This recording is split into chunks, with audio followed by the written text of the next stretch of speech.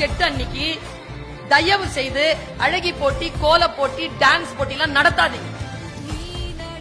அதுக்காக இல்ல அந்த நாள். ஆணுக்கும் பெண்ணுக்கும் சரி நிகர் சமானமான கூலி வேண்டும் என்பதற்காக அமெரிக்காவில் பஞ்சாலைகளில் பெண்கள் நடத்திய போராட்டத்தின் விளைச்சல்.